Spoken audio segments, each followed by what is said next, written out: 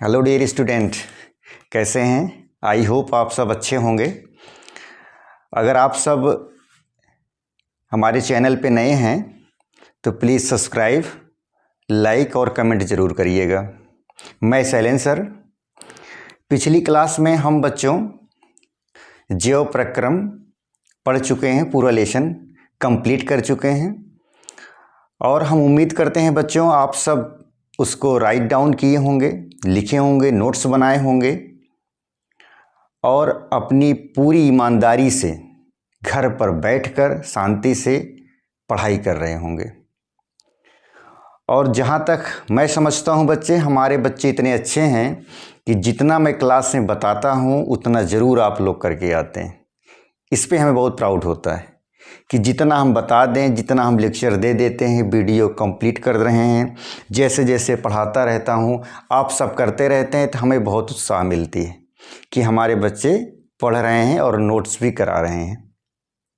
ठीक है, तो आज बच्चों जैव प्रक्रम हम ख़त्म कर चुके हैं, पहला लेसन बायोलॉजी का।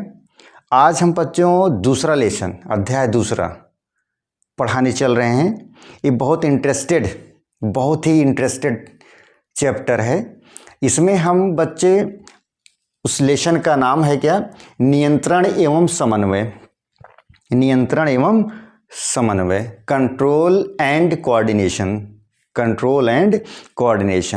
नियंत्रण एवं समन्वय बच्चों, हमें एक व्यवहारिक रूप से अगर हम समझा जाए तो नियंत्रण आखिर हम करेंगे किस पर नियंत्रण करेंगे और कौन हमको नियंत्रित करता है, और समन्वय हमको क्या सामंजस्य स्थापित करना होता है, इसके बारे में हमको ज़रूर बातें मन में और ध्यान में आती होगी। आखिर हमको नियंत्रण किस पर करना है और हमको नियंत्रण कौन कर रहा है, ये नियंत्रित कौन कर रहा है, और उसके प्रति हम सामंजस्य कैसे स्थापित करें, इस पर हमारा ध्यान केंद्रित होना चाहिए। तो बच्चों आपको हम बताना चाह रहे हैं कि यह जो नियंत्रण है, जैसा कि मैं थियरी में लिखा भी हूँ, नियंत्रण में क्या है? जीवों में बाह्य एवं भीतरी वातावरण के बीच संतुलन या तालमेल बनाए रखने की क्षमता को नियंत्रण तथा सामान्य स्थिति बनाए रखने की प्रक्रिया को ही क्या कहते हैं? समन्वय कहते हैं। जीवों में बाह्य एवं भीतरी वातावरण के बीच, जैसे बच्चों जीवों में बाह्य एवं भीतरी वातावरण, बाह्य अभी बच्चों देखा जाए तो जो हमारे चारों तरफ की वातावरण इन्वायरमेंटल, वह चीज़, जैसे फॉर एग्जांपल अभी समझा जाए कि अभी बहुत अच्छी समय चल रहा है कि क्या समय चल रहा है कि ठंड चल रही है, बाहरी वातावरण है, ठंड चल रही है कि नहीं चल रही है? ठंड चल रही है। इससे बचने के लिए बच्चों हमको बचने के लिए भीतर से जो हमारी बॉडी टेम्परेचर है वह हमारा मेंटेन बना रहे, उसके प्रति हमको नियंत्रण रखना है कि ऐसा ना हो। पता चला बच्चों अभी ठंड खूब पड़ रही है, आप लोग जो है टी शर्ट बनियान में आ जाएं तो क्या करेगी? ठंड लगेगी, तबीयत खराब होना है। जब तबीयत खराब होगा बीमार पड़ेंगे, क्लास डिस्टर्ब होगा, पढ़ाई नहीं कर पाएंगे, तमाम तरह की बीमारियां आ जाएंगी, घर परिवार अलग से परेशान होता है नहीं होता है? तो वही कहा गया है इसमें नियंत्रण एवं समन्वय में, इस चैप्टर में क्या कहा गया है कि इसमें बच्चों बाहरी वातावरण और भीतरी वातावरण के बीच हमको समन्वय, नियंत्रण, कंट्रोल रखना है। ठंड पड़ रही है तो इसका मतलब ये नहीं कि हम टी शर्ट और बनियान में घूमेंगे, इससे तबीयत खराब होगा, नियंत्रण क्या करेगा? खोएगा। और बच्चों इससे हमको बचने के लिए वूलन स्वेटर, शाल, स्वेटर, इनर, ये सब पहनना है ताकि हमारा इंटरनल, आंतरिक जो संतुलन है, जो बैलेंस बॉडी के टेम्परेचर, वो मेंटेन बना रहे। इसी को हम बोलेंगे, क्या बोलेंगे? जीवों में बाह्य एवं भीतरी वातावरण के बीच संतुलन तथा तालमेल बनाए रखने की प्रक्रिया को ही क्या कहते हैं? हम क्या कहते हैं? इसको हम कहते हैं समन्वय, नियंत्रण। तो इसमें बच्चों यही हुआ। इसमें बच्चों हम पढ़ेंगे क्या? एक तो होता है स्टिमुलेशन, दूसरा क्या इसको समझेंगे टॉपिक को? उद्दीपन। उद्दीपन स्टिमुलेशन किसे कहते हैं, ये भी बहुत इंटरेस्टेड टॉपिक है बच्चों। उद्दीपन क्या है और इसको इंग्लिश बोलते हैं स्टिमुलेशन। उद्दीपन क्या कहते हैं, पर्यावरण में हो रहे परिवर्तनों को ही हम क्या कहते हैं, पर्यावरण में हो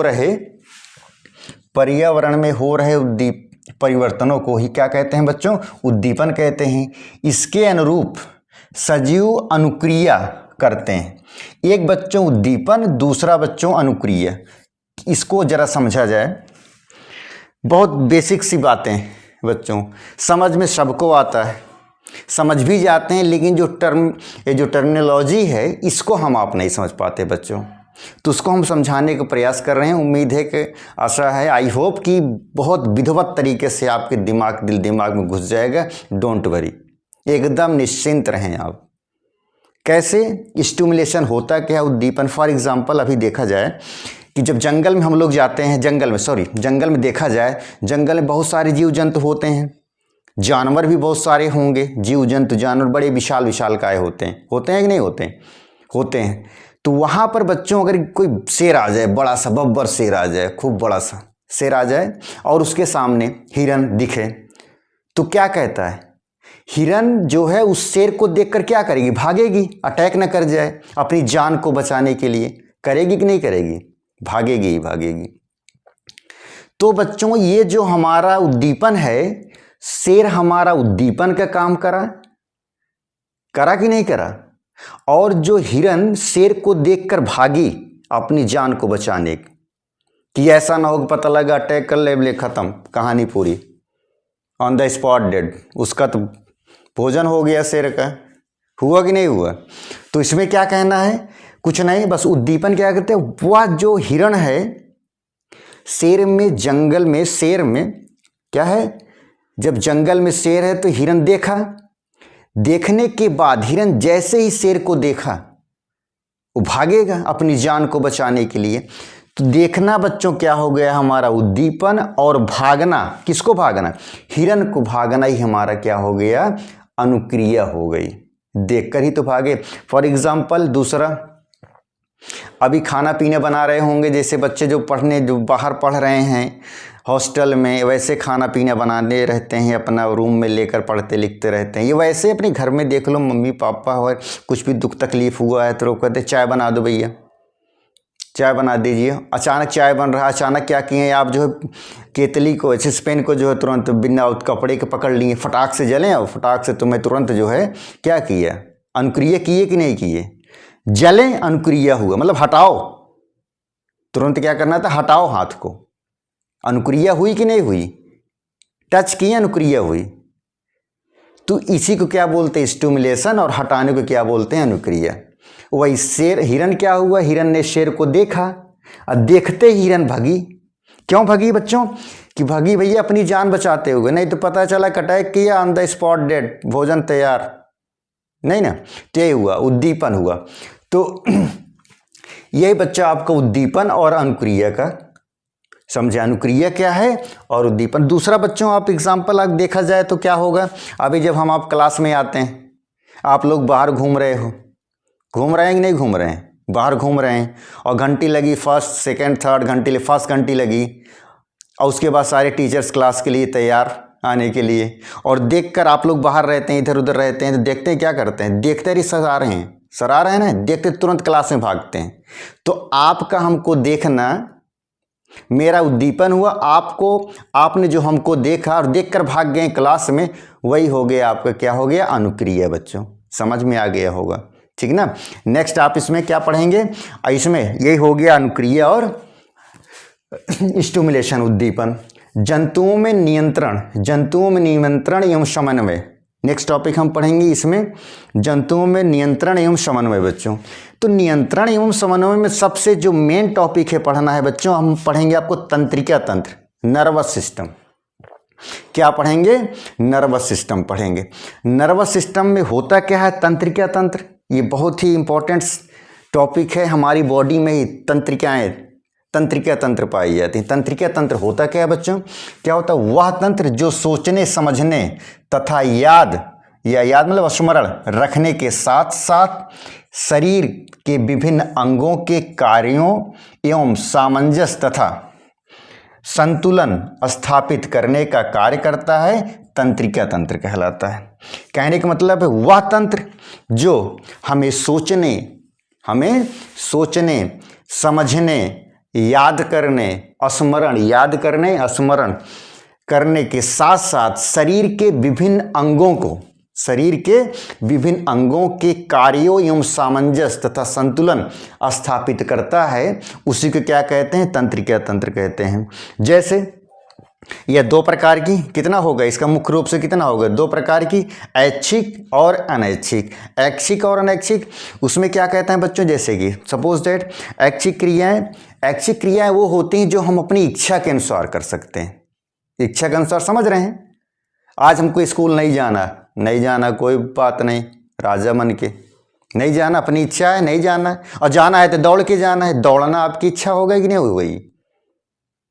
और दौड़ के जाना है, फिर क्या कह रहे हैं? अरे नहीं जाना, कोई बात नहीं, फिर बैठ गए।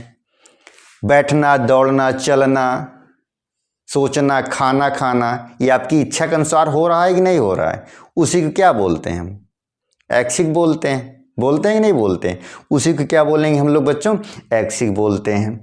तो ये रहा आपका नर्वस सिस्टम, और ये नर्वस सिस्टम की जो है चित्र है, फिगर है। जो फिगर बनाया हूँ ये नर्वस सिस्टम का फिगर है, तंत्रिका तंत्र है। इसमें आपकी ये जो बॉडी वाली, ऊपर वाली बॉडी है, इसको बोलेंगे सेल। इसकी जो जैसे अंगुलियों का आकार की जैसे बनाए ना ये सब चीज़ें, इसके बॉडी की जो धसी हुई रहती है इसको बोलेंगे सेल बॉडी। और इसको बोलते हैं डेंड्राइट। ये क्या है? जो उंगलियों के समान, ये क्या है? डेंड्राइट है। बीच में न्यूक्लियस हो गया है आपका, और उसके बाद न्यूक्लियस से जस्ट देखिए नीचे आपका लगा है एक्सॉन, इसको बोलते हैं। और जो उसकी बाहरी परत है इसको बोलते हैं माइलिन शीट, और शॉन शीर सेल हो गया। उसके बाद नोड ऑफ रेनवियर हो गया, उसके बाद एक्शन टर्मिनल हो गया। ये रहा नर्वस सिस्टम का तंत्रिका तंत्र बच्चों का फिगर। इसमें यही जो डेंड्राइट हो, इसी को जो है बॉडी को सूचनाएं देकर सीधा जो है आपको यहाँ सेंटर में दे दिया, जिससे हमारी पूरी बॉडी जो है सूचनाओं को लेकर अपने क्रिया प्रतिक्रिया के प्रति काम करती है। तो बच्चों ये रहा आपका नियंत्रण एवं समन्वय का फर्स्ट टॉपिक का फर्स्ट लेसन का आपका ये लेक्चर फर्स्ट हुआ। आप इसको स्क्रीनशॉट लीजिए बच्चों, इसके बाद नेक्स्ट क्लास कराते हैं।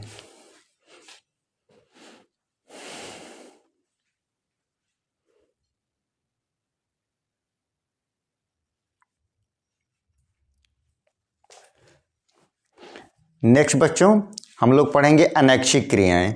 अनैच्छिक क्रियाएं, नाम से ही पता चल रहा है अनैच्छिक क्रियाएं। इसमें क्या होगा? इसमें आपकी इच्छा के अनुसार नहीं होगा। वह क्रियाएं क्या होगा? वह क्रियाएं जो स्वतः होती हैं, जिन पर हमारा कोई नियंत्रण या कंट्रोल नहीं रहता, उसे अनैच्छिक क्रियाएं कहलाती हैं। जैसे हृदय का धड़कना, पलक झपकना और श्वसन प्रक्रिया आदि।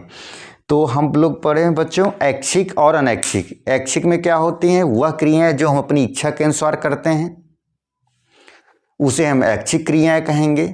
जैसे दौड़ना, चलना, फिरना, खाना, ये सब आपकी ऐच्छिक क्रियाएं हैं। और अनैच्छिक क्रियाएं क्या होंगी बच्चों? जिस पे हमारी इच्छा का कोई कंट्रोल नहीं होगा, उसे क्या कहेंगे हम? अनैच्छिक क्रियाएं कहेंगे। जैसे हृदय का धड़कना। हृदय का धड़कना आपकी इच्छा के अनुसार होगा? कभी नहीं, हो ही नहीं सकता, ये तो धड़कता रहता है। अब पता चला एक ही मिनट अगर एक थोड़ा सा भी धड़कन बंद हुई, भैया हार्ट अटैक तुरंत ऑन द स्पॉट डेट। अपने अनुसार तो होगा नहीं, ये अनैच्छिक क्रिया है। नेक्स्ट पलक झपकना। अभी आंखें ऐसे ऐसे कर रहे हैं आप, पलक झपकना, आप इसको रोक सकते हैं? नहीं रोक पाएंगे, ये भी अनैच्छिक क्रिया है। और यूरिन, पेशाब में ये भी पेशाब करना, ये भी आपकी अनैच्छिक क्रियाएं।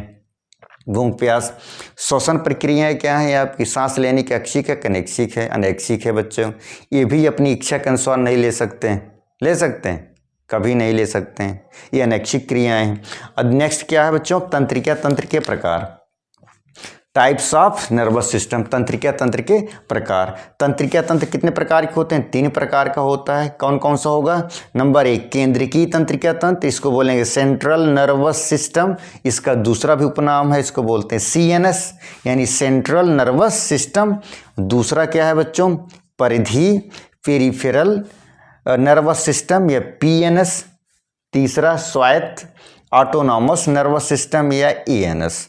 तो बच्चों आज हम लोगों ने पढ़ा क्या, बायोलॉजी का सेकंड लेसन रिमाइंड करा दिया जाए 2 मिनट के अंदर। बायोलॉजी का सेकंड लेसन नियंत्रण एवं समन्वय, नियंत्रण एवं समन्वय, जिस पर बाहरी वातावरण का नियंत्रण एवं समय और समन्वय। और इसमें हमने पढ़ा क्या बच्चे, ये हमारी ऐच्छिक और अनैच्छिक क्रियाएं। दूसरा मैंने पढ़ा क्या, तंत्रिका तंत्र। तंत्रिका तंत्र में हम 3 प्रकार के पढ़े बच्चों, केंद्रीय तंत्रिका तंत्र, परिधीय तंत्रिका तंत्र, स्वायत्त तंत्रिका तंत्र। केंद्रीय तंत्रिका तंत्र को एक दूसरा भी नाम होता है, उसको सीएनएस बोलते हैं शॉर्ट में, और परिधीय तंत्रिका तंत्र को बोलते हैं पेरिफेरल नर्वस सिस्टम पीएनएस, और स्वायत्त तंत्रिका तंत्र यानी ऑटोनॉमस तंत्रिका तंत्र को क्या बोलते हैं बच्चों, पढ़ते हैं हम लोग एएनएस। ये रहा आपका नर्वस सिस्टम का फिगर।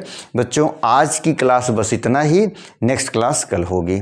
इसका स्क्रीनशॉट लीजिए, राइट डाउन नोट्स करिएगा, ठीक है। धन्यवाद।